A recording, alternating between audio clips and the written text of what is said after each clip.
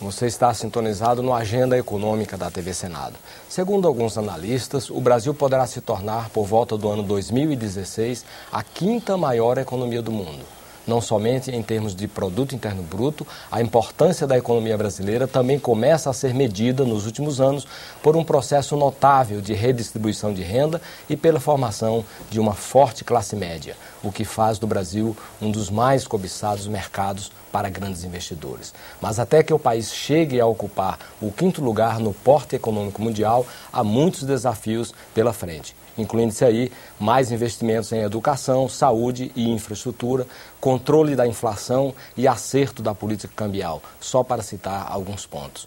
Para analisar o Brasil e a economia internacional, o Agenda Econômica vai conversar hoje com o professor Paulo Nogueira Batista Júnior, diretor executivo no Fundo Monetário Internacional, o FMI, onde representa, além do Brasil, mais 8 países: Colômbia, Equador, Guiana, Haiti, Panamá, República Dominicana, Suriname e Trinidad e Tobago. Participa dessa entrevista o jornalista Deraldo Goulart. Professor, muito obrigado pela sua presença nos estúdios da TV Senado. Eu que agradeço, é um prazer. Queria que a gente começasse a nossa conversa, o senhor falando um pouquinho de suas funções junto ao Fundo Monetário, como que é representar 8 países, 9 países, né, além do Brasil, mais 8 países, e como é que é esse métier, essa prática de países assim emergentes, né, no caso em países até pobres, que o senhor representa, como que é representar isso num fórum tão importante como o Fundo Monetário?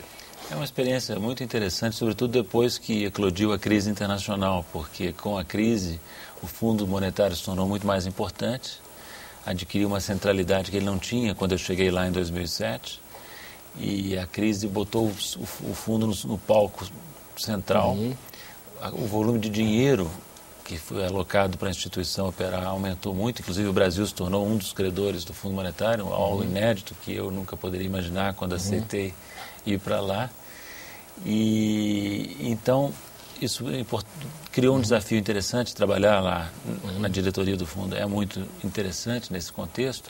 Mas Quer dizer, o Brasil é credor mesmo, né? Quer dizer, forneceu recursos para que o fundo empreste para outras entidades, outros países. Exato. O Brasil anunciou que emprestaria até 10 bilhões de dólares, fez um contrato e esse contrato já está sendo executado. Então, por exemplo, nós estamos financiando via Fundo Monetário países como Grécia, Irlanda, vários outros europeus, Islândia. Já desembolsamos recursos via fundo, nossas reservas estão sendo aplicadas no fundo e transmitidas para países que estão em crise pedindo apoio. Sim. Mas continue a sua... Mas evidentemente isso significa que a posição do Brasil hoje é completamente diferente do que era 10 anos atrás, 5 anos atrás no fundo, né?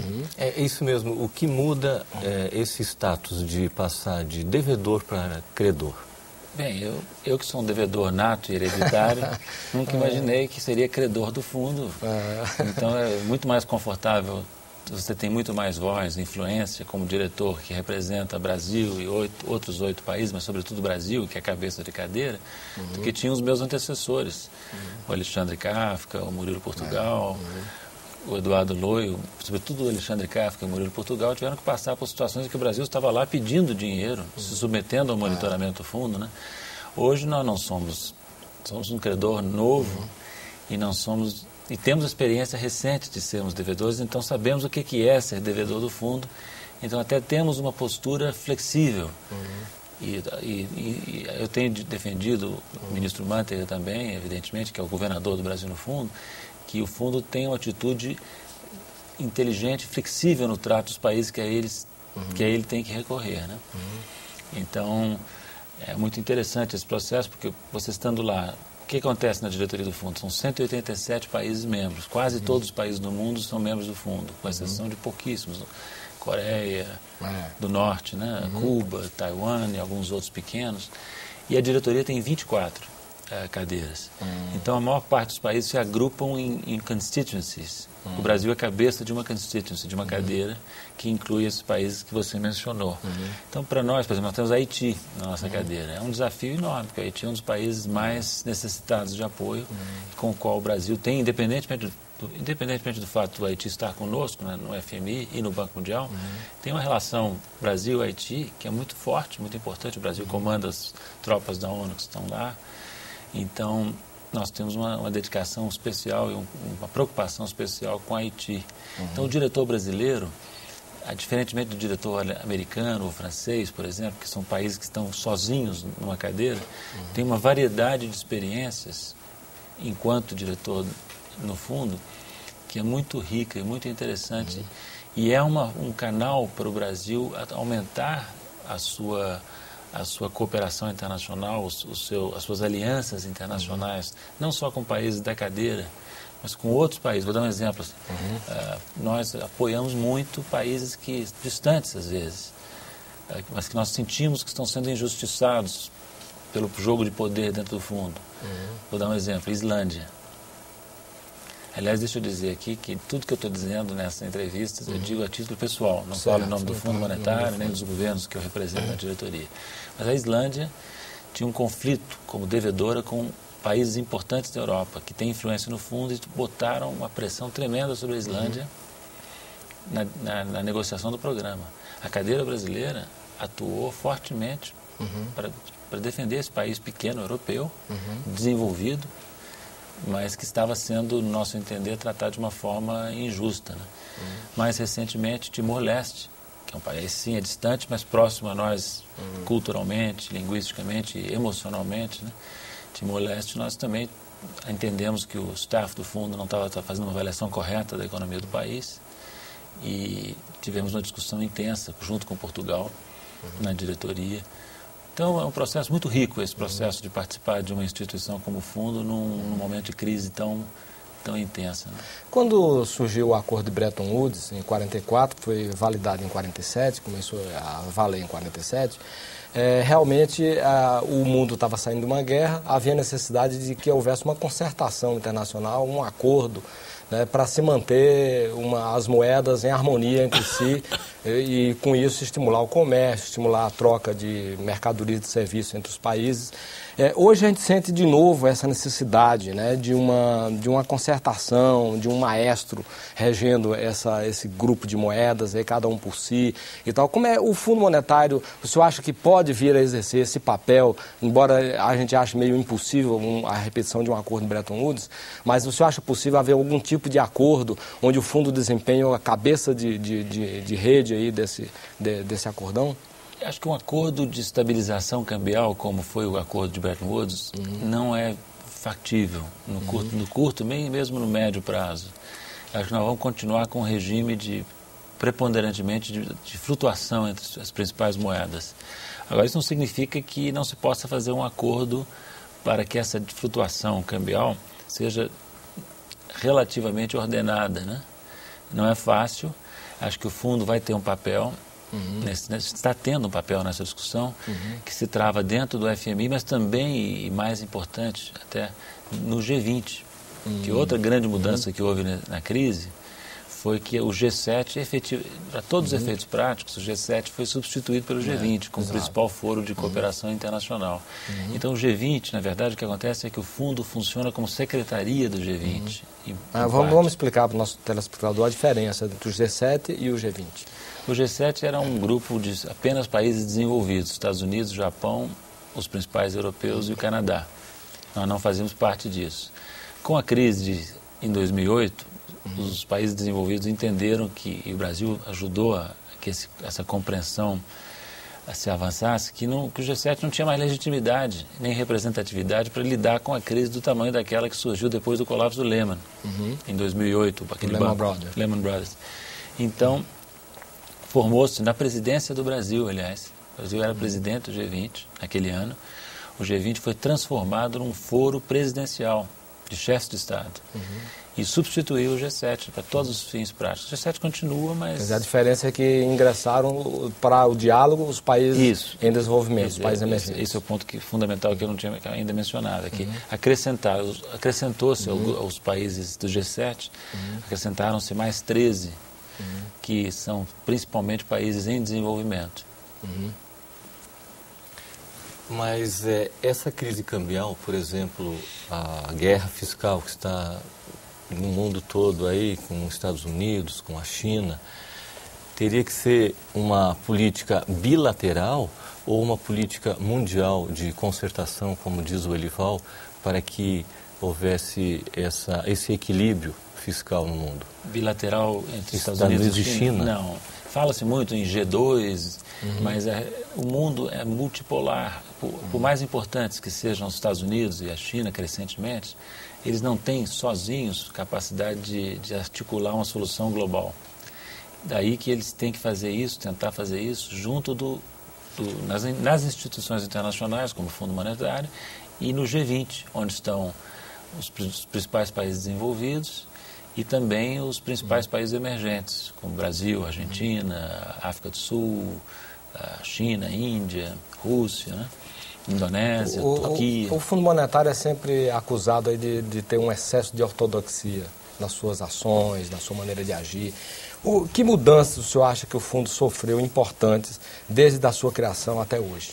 Na minha opinião, essa crítica continua válida, porque é preciso entender que o Fundo Monetário é uma burocracia que existe, como você bem lembrou, desde o final da Segunda Guerra Mundial, foi criado logo após a Segunda Guerra Mundial, e adquiriu aquela inércia que todas as burocracias têm. E a visão ortodoxa, às vezes excessivamente rígida, é uma realidade.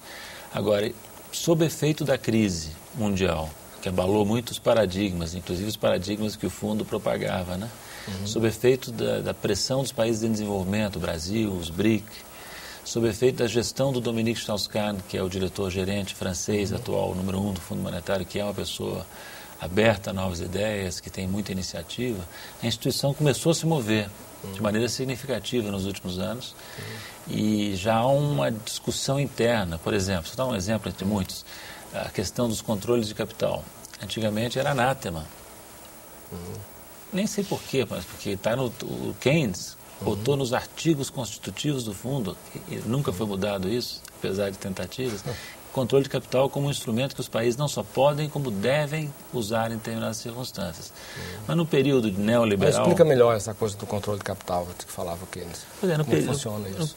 O Keynes era o maior economista do século XX, como vocês sabem. Ele estava muito influenciado pela experiência de instabilidade do entre-guerras. Então, quando ele foi um dos grandes articuladores, um dos fundadores do Fundo Monetário, ele fez questão de que, no contexto dos convênios constitutivos do Fundo, dos Articles of Agreement, se estabelecesse não só a possibilidade, mas até mesmo a obrigação dos membros se valerem de controles de capital quando houvesse uma grande fuga. Ou seja, criar barreiras ao ingresso de investimento de capitais, ou especulativos.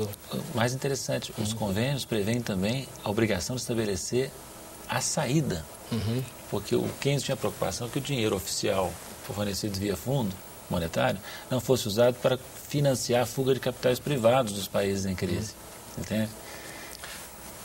Então, o que aconteceu foi o seguinte, isso nunca foi mudado. Houve uma tentativa liderada pelos Estados Unidos nos anos 90 que fracassou, o Brasil inclusive foi contra, mas no período neoliberal, inaugurado pela Margaret Thatcher na Inglaterra e o Ronald Reagan nos Estados Unidos, a onda foi tão forte que o fundo passou a se comportar na prática como se controle de capital fosse anátema, fosse algo a não ser utilizado. Isso está mudando, essa discussão está em curso, em parte por influência também do Brasil, né? Então, vamos falar um pouquinho desse estigma do Fundo Monetário Internacional. Há um estigma muito forte, principalmente nos países da América Latina. A gente estava comentando aqui no intervalo aquela cena da Ana Maria Ju carregando aquela pastinha. Quando eu chegava aqui, todo mundo era frisson danado, na imprensa, todo mundo com medo do Fundo Monetário. Quer dizer, esse estigma, embora o Brasil tenha mudado a sua posição de devedor para credor dentro do fundo, esse estigma ainda persiste em alguns países emergentes. O senhor acha que isso tem perspectiva de mudança? Com a mudança, aos poucos, o fundo também vai sendo alterado, né, o seu perfil? Ou isso é uma coisa que vai continuar ainda por muito tempo?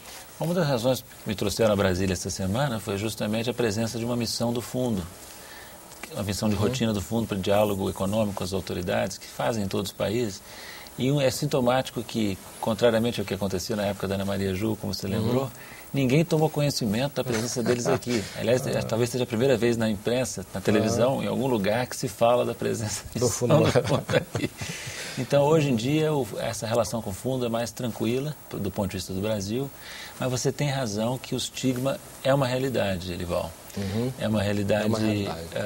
ainda no Brasil, é uma realidade, mas em alguns países da América Latina e outras regiões do mundo é mais forte ainda. Por exemplo, um dos países da nossa cadeira, o Equador, tem uma relação bastante difícil com o fundo, memórias muito duras de erros cometidos no entender deles, acho que com razão, pelo Fundo Monetário em outros governos.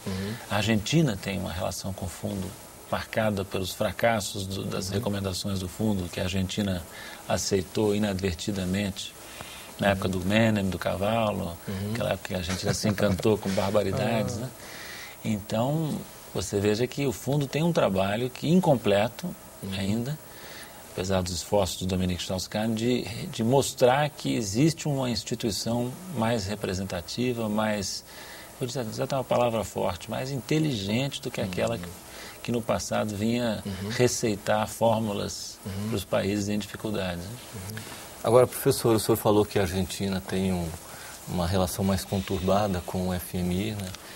E essa semana a missão esteve aqui, mas o ministro Guido Mantega também deu uma palmadinha, vamos dizer assim, nas críticas e nas observações que o fundo fez sobre a economia brasileira, chamando de análise daqueles velhos ortodoxos do FMI. Quer dizer, que tem uma ortodoxia ainda lá dentro do FMI? É o que eu estava dizendo, é uma instituição que existe há muito tempo, tem uma burocracia consolidada com muitos vícios, muitas inércias. E esse episódio não foi a missão que falou, essa missão está aí, não tem nada a ver com isso. Está num relatório, não é isso? Um relatório foi divulgado na semana passada em Washington, pelo staff, sem passar por discussão na diretoria, e que tem uma frase lá, realmente imprecisa, eu acho, sobre a situação fiscal brasileira. Agora, o do relatório, de uma maneira geral, que é curto, é uma atualização, tem números que mostram que a situação fiscal brasileira é das melhores entre o G20, por exemplo. E a nossa imprensa gosta, toda a imprensa tende, né, a ver o negativo, porque, como dizem os americanos, né, good news is no news, né? Boa notícia não é notícia. Então eles pegaram aquela frase lá e deram um destaque talvez excessivo, e o ministro rebateu dizendo que havia uma distorção, que de fato havia, né? Porque na realidade a posição fiscal brasileira inspira cuidado, sim, o Brasil precisa fazer um ajuste fiscal, precisa, mas é uma posição melhor, certamente melhor que a de todos os principais países desenvolvidos hoje, né? Isso é uma informação importante, né? A guerra fiscal, ou o assunto do nosso próximo bloco, aguarde.